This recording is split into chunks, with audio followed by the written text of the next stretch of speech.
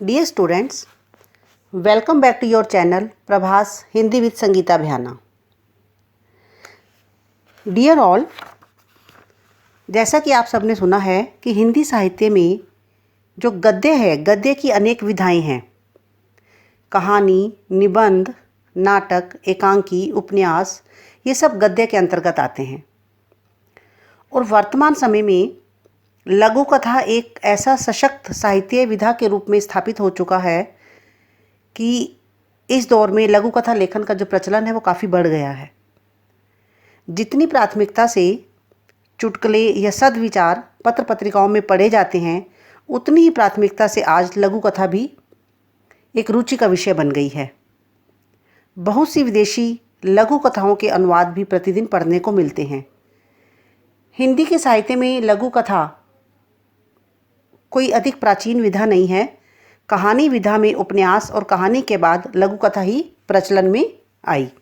तो इस वीडियो में आज मैं आपको लघु कथा लेखन के बारे में विस्तार पूर्वक पढ़ाऊंगी। आज का विषय है बच्चों हमारा लघु कथा लेखन। लघु कथा, लघु कथा शब्द का निर्माण लघु और कथा से मिलकर हुआ है। लघु मीन्स छोटा, कथा मीन्स कहानी। अर्थात लघु कथा गद्य की एक ऐसी विधा है जो आकार में लघु है, छोटी है और उसमें कथा तत्व विद्यमान है, कहानी है। लघुता ही इसकी मुख्य पहचान है। किसी बहुत बड़े घटनाक्रम में से किसी विशेष क्षण को चुनकर उसे हाईलाइट करने का नाम ही लघु कथा होता है। तो आगे हम लघु कथा लेखन के विषय में विस्तार पूर्वक पढ़ेंगे। बच्चों, लघु कथा कैसे लिखी जाती है, इसे बताने से पहले मैं आपको बड़ी ही एक महत्वपूर्ण जानकारी देना चाहती हूँ कि कहानी और लघु कथा में वास्तव में क्या अंतर है।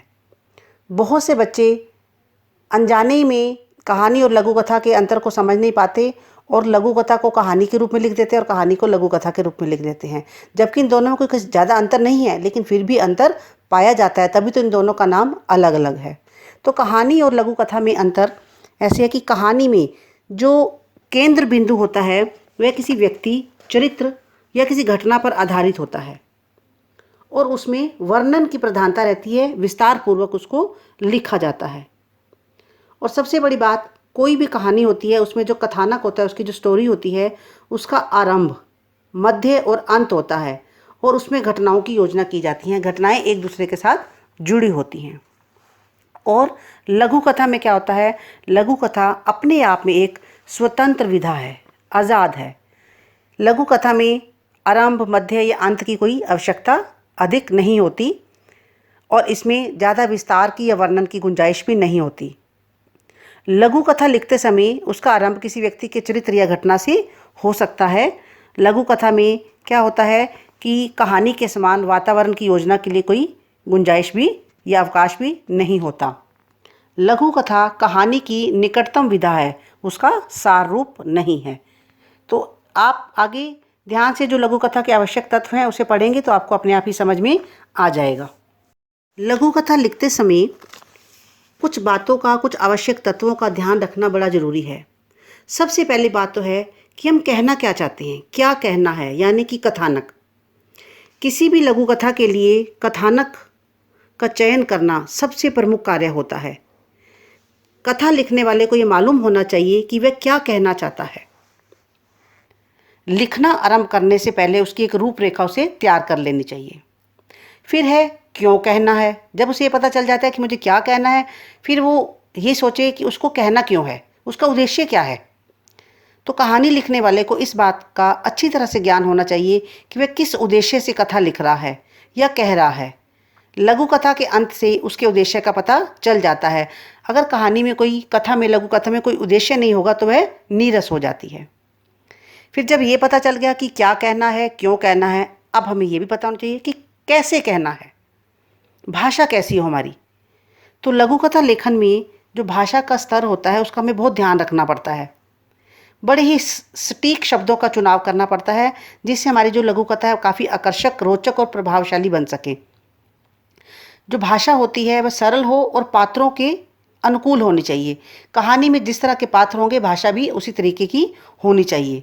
कठिन जो भाषा होती है वह हमेशा कथा को बोझिल बना देती है, नीरस बना देती है। आम भाषा जो होती है जो बिल्कुल आम भाषा होती है वो कथा को ज़्यादा रोचक नहीं बनाती। तो इसलिए स्पष्ट, सरल और सुनियोजित भाषा का प्रयोग करना चाहिए। जिस तरह से जो पात्र कथा के अंदर होते हैं उस पात्रों के हिसाब से भाषा का चुनाव करना चाहिए। इसके बाद है हमारा नेक्स्ट पॉइंट, शैली, शिल्प। मुख्यतः क्या होता है, जो लघु कथा होती है वार्तालाप, वर्णनात्मक या मिश्रित शैली में लिखी जाती है। लघु कथा में दृश्य का वर्णन करना चाहिए, चित्र का नहीं करना चाहिए।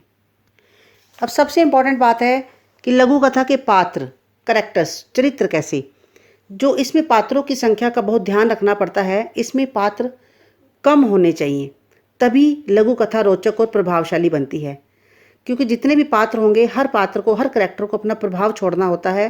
जब कहानी, छोटी सी कहानी, लघु कथा में पात्र अधिक होंगे तो क्या होंगे, उससे पाठक उलझ जाएगा, उसे समझ भी नहीं आएगा, और पात्र जो अपने मन की बात कहना चाहता है उसे उतना मौका नहीं मिलेगा, क्योंकि शब्द सीमा कम होती है और पात्रों को उतना कहने का मौका नहीं मिलेगा, और पाठक भी ये नहीं समझ पाता कि कौन सा पात्र अधिक प्रभावी है।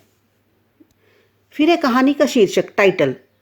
अब ये देखिए कि कोई भी कथा जब होगी उसका शीर्षक बड़ा ही एक आकर्षक और जोरदार होना चाहिए। जैसे कि आप कोई मूवी देखने जाते हैं तो मूवी का जब आप शीर्षक या टाइटल सुन लेते हैं तो काफ़ी कुछ आपको पता चल जाता है कि इस मूवी में इस टाइप का होना चाहिए। तो ऐसे ही कथा का जो शीर्षक होता है पूरी कहानी का प्रतिनिधित्व करता है, इसलिए शीर्षक का चुनाव बड़ी गंभीरता से करना चाहिए, जिससे जो पूरी लघु कथा स्वयं ही बयान हो जाए। शीर्षक सुंदर हो, आकर्षक हो और सारगर्भित होना चाहिए। और अंत कहानी का एक कला होता है, एक हुनर होता है। बहुत सी लघु कथाएं अपने कलात्मक अंत के कारण ही पाठकों को प्रभावित करने में सक्षम होती हैं। तो ये आवश्यक नहीं है कि किसी भी कथा का जो अंत है वो सुखांत हो, दुखांत भी हो सकता है। कथा के अंत में दुख भी हो सकता है और सुख भी हो सकता है। हाँ, लेकिन कथा का अंत किसी न किसी समाधान के साथ होना चाहिए, इतना प्रभावी हो कि पाठक के मन में एक जिज्ञासा उत्पन्न हो जाए। तो ये सारे जो तत्व होते हैं ये लघु कथा को प्रभावशाली बनाते हैं। अब है ध्यान देने योग्य बातें। सबसे मुख्य बात है कि आपकी जो आप लघु कथा लेखन करने जा रहे हैं, लिखने जा रहे हैं लघु कथा, वह एक ही घटना पर आधारित होनी चाहिए। अलग अलग घटनाएं उसके अंदर शामिल नहीं होनी चाहिए। पात्र कम होने चाहिए, और मेन बात, उचित विराम चिन्हों का प्रयोग होना चाहिए। ऐसा ना हो कि आपने कहीं पर प्रश्न चिन्ह ही नहीं लगाया, पूर्ण विराम ही नहीं लगाया, जहाँ आपको कॉमास की जरूरत है आपने वो नहीं लगाए। लघु कथा का जो शीर्षक है वह प्रभावशाली होना चाहिए, जो भाषा है वह प्रसंग और चरित्रों के अनुकूल होनी चाहिए, नैतिक शिक्षा प्रदान करने वाली होनी चाहिए, स्पष्ट हो ताकि पाठक को पढ़ के समझ आ जाए कि जो लिखने वाला है वो कहना क्या चाहता है। अब बहुत सी लघु कथाओं में व्यंग का प्रयोग किया जाता है, कटाक्ष का, उल्हाने का प्रयोग किया जाता है। इसका प्रयोग बड़े सोच समझ कर करना है, ताकि ऐसा ना हो कि वह कहानी चुटकुला बन जाए, आपकी लघु कथा कोई चुटकुला बन जाए। और अंत जो होता है लघु कथा का बड़ा ही प्रभावशाली और उत्सुकतापूर्वक होना चाहिए, तभी आपकी कथा बड़ी अच्छी बन पाएगी। आगे हम एक उदाहरण के माध्यम से इसे समझते हैं। देखो बच्चों, हर किसी के मन में कोई ना कोई घटना, किसी न किसी दृश्य को देखकर विचार उत्पन्न होते हैं, भाव उत्पन्न होते हैं। लेकिन जब हम उसे कहते हैं कि इसको लिखो कहानी के रूप में, तो बच्चा लिख नहीं पाता। सिर्फ यही एक कला है जो आपने सीखनी है कि अपने भावों को मूर्त रूप आपने कैसे देना है, कैसे उसको पेपर पे उतारना है, कैसे आपने उसको लिखना है। मैं आपको एक छोटी सी घटना पर आधारित एक लघु कथा के बारे में बताती हूँ। शायद आपके साथ भी कभी ऐसा हुआ हो और आपको भी पता चल जाए हमने कैसे लिखनी है। चतुर अर्जुन, ये एक बच्चा है अर्जुन, जो बड़ा ही चतुर है, जिसने अपनी समझदारी से अपना घर में नुकसान होने से बचा लिया। तो एक दिन अर्जुन और उसका छोटा भाई करण दोनों घर में अकेले थे। उनके पिताजी एक पुलिस अधिकारी थे। वे एक लाल रंग की फाइल घर लाए थे। उसमें सभी कुख्यात जो फेमस होते हैं आतंकवादियों के बारे में जानकारी थी। अर्जुन जानता था कि पापा ने वह फाइल एक अलमारी में सुरक्षित रखी हुई है। अर्जुन और करण खेल रहे थे कि तभी दो आतंकवादी उनके घर में घुस आए और बोले, लाल फाइल कहाँ है? अर्जुन बड़ा चालाक था और समझदार भी था। वह बोला, शयन कक्ष, बेडरूम, शयन कक्ष की अलमारी में ऊपर रखी है, मैं वहाँ तक नहीं पहुँच सकता। दोनों आतंकवादी लाल फाइल को हासिल करने के लिए उस कमरे में गए।